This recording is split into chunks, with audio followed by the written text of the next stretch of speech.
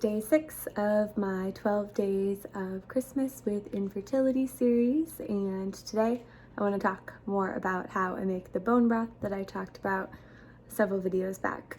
I really like having the bone broth. I think it's one of those things nutritionally that couldn't hurt anything. I think the main thing that kind of influences me to have it is that bone broth is high in collagen. And collagen is like one of those like big ingredients out there right now in like powders, like protein powder type things that companies will sell. But I figured with bone broth, it's cheaper to do this, and I think better for you because it's not like a powder, like this is straight from nature, so to speak, is having the bone broth, is because it's just slow cooked and then you have it that way. So that's why I have it, and then it's also just kind of like a cozy thing to have now that it's winter time too.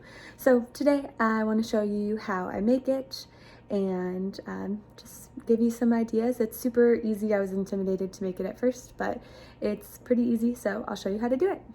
Okay, so this is what I have going on. I put all the bones in there. Those are leftover bones from my Thanksgiving turkey. They are frozen because I didn't know quite when I was going to use them. So I'm going to cook this for longer than I normally do because of the bones being frozen, not room temperature. Even if you're not using leftover bones like I'm doing, when you go to buy soup bones, broth bones, whatever your store butcher calls them, go ahead and use or go ahead and cook them anyway for a little while, like at 350 or something, and that'll give more flavor to the bones. If you read anything about like making bone broth, they'll be at like the articles talk a lot about how to add flavor to it, because there's not a lot of flavor if you don't add it. So cooking the bones is a good way to do that.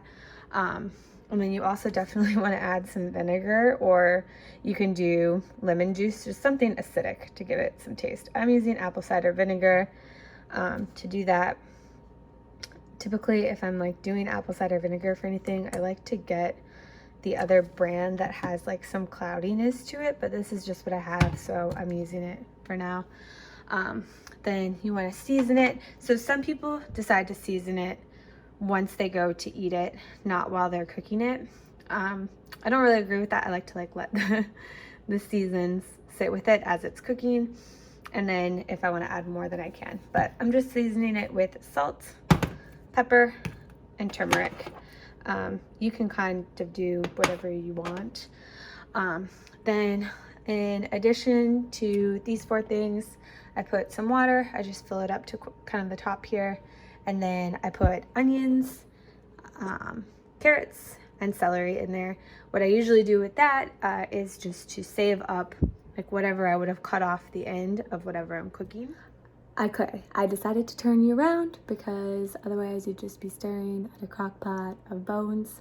So anyways, what I was saying about the celery, onions, and carrots is like if I am cutting those ingredients up for another meal, like I have celery that's in a smoothie that I like to drink, and I just save like the ends that I don't put into smoothies and put those in the bone broth instead, because it's not something I'm going to eat, but then you still get the celery flavor, so to speak.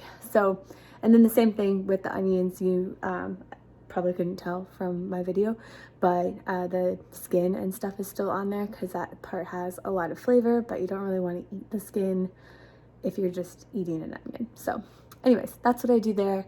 So right now I'm going to turn the crock pot on low, and then I cook this for at least 24 hours. The longer the better, sort of thing, and you're fine to leave your crock pot on, and we're home all the time, so I just leave the crock pot on. But even if you're not home, it's still fine to leave your crock pot on, you know, unless you're like a This Is Us watcher and you're still traumatized by that, but you're fine. So yeah, I will be back when this is done cooking. My broth is done. It's in my little mug. It's got a nice color to it, I think. I mixed it with a little bit of water just because it was super concentrated. Yeah. Hey, I'm back.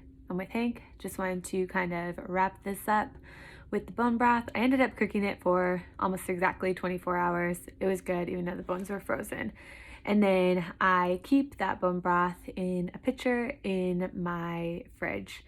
Before I put it in the pitcher, I strain out all the bones, vegetables, all that stuff, and I just throw that stuff away and just keep the broth. I have a small crock pot, so I make it super concentrated, and then I mix some more water in when I go to cook the broth. If I had a bigger crock pot, I might think about doing it differently, or I might just do the same thing and have way more broth. So I hope if you guys try it, that this works for you and you like it. I think it's kind of a fun little activity for the quarantine.